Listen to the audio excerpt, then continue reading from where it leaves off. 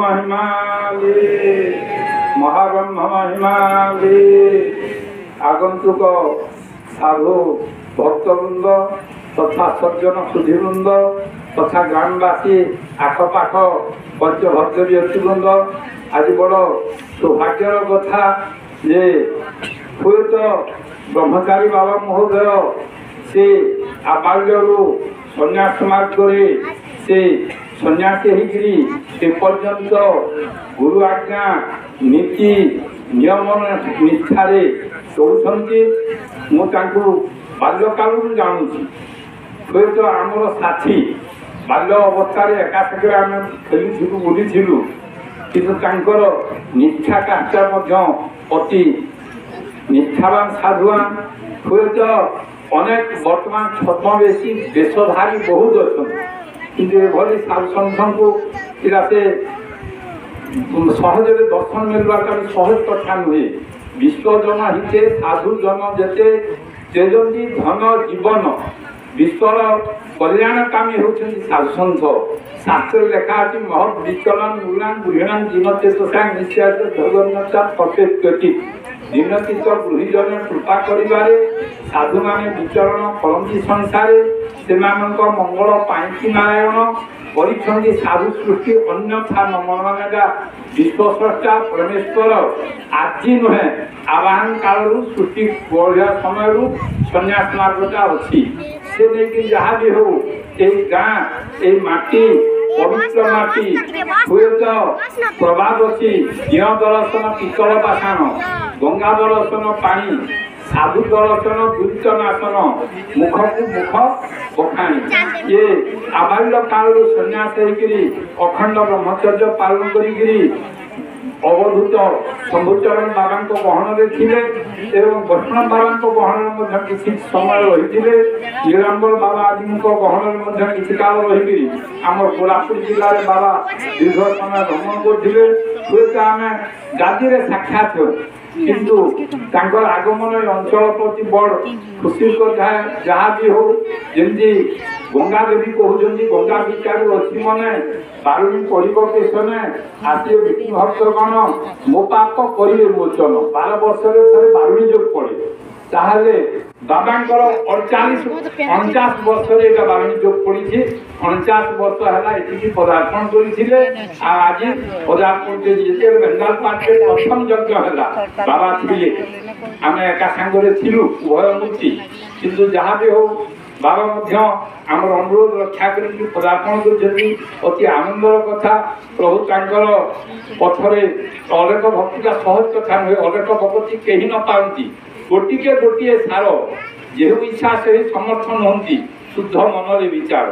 माने गोटी करे गोटे हवाटा सहज नुहे बसुंधैव कुटुंबकम आत्मावत सर्वभूते पश्यति सर्वमान समस्त को आत्मास्वरूप दर्शन कर ब्रह्म दर्शन करवाटा सहज कथा नुहे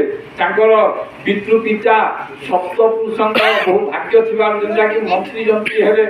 पीढ़े दुई पीढ़ी केते पीढ़ी या खाए बुढ़े ना सरबल से उत्तम सन्यासी हेले 60 पुरुष पर्यंत परित्राण होती उपनिषद आदि वर्णित जहाँ भी हो ये माटी ये अंचल समस्ते पवित्र प्रभु तांकर सर्वविध मंगल करंतु ब्रह्म शुभ मंगल हो संबलपुर अंचल थी गुण बापा भाई मान सहित गाँव पंचभक्त व्यक्ति सहित जा पहुँचले कहले भोजी एभली कथा मुझे बाबा टी असारे कर बाबा कहले नहीं समय तारीख अपेक्षा न करे आगे कोरापुट पुणी जी हो ठीक अच्छी से निवृत्ति न कर कथित अनुसार से बापा अनुरोध रक्षा करके जहाँ भी हो सुंदर भाव में गाँ माँ समस्ते परिवार वर्ग समस्ते लगे पाई सुचारू रूप से कामटा पुए जीवार प्रभु समस्त मंगल हो ब्रह्म करंतु ब्रह्म महिमा सर्वशुभ हो महिमा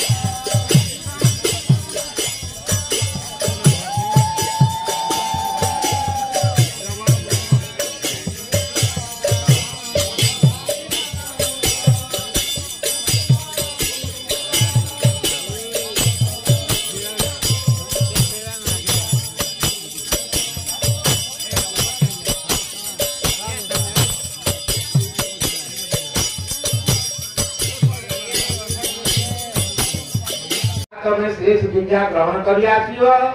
से जाई प्रथम शिष्य थे आद्य सिद्ध गोविंद बाबा तांको द्वितीय पर्याय 7 मूर्ति बकल पर ध्यान करथिले से भितरु गोटे मूर्ति हेले नरसिंह बाबा तांको भिक्षा पाई ग्राम को जे भिक्षा कराई आनी थिले ये परंपरा रही थी अति आनंदर कथा से परंपरा पालन क्रमे आज एई ग्रामर पुण्य माटीरु उद्भूत होइथिबा आमर ब्रह्मचारी बाबा महोदय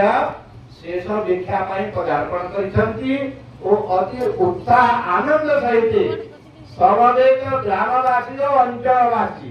तांकरे भिक्षा महोत्सव आयोजन रे योगदान करिसंती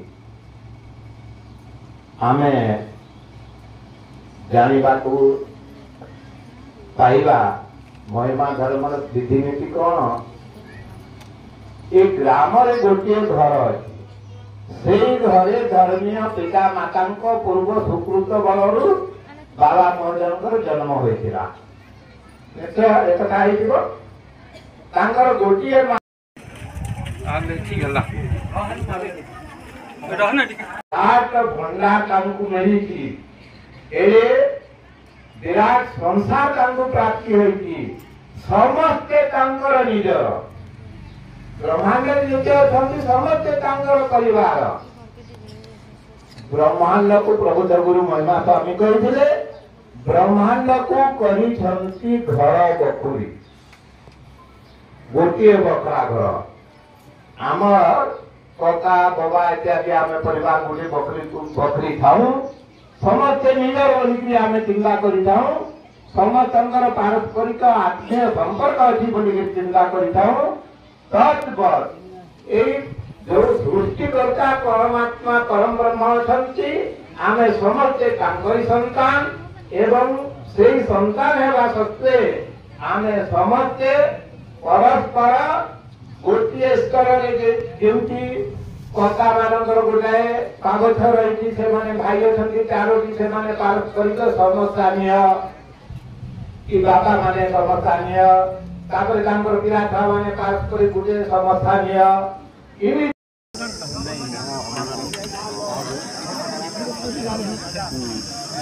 ना मारे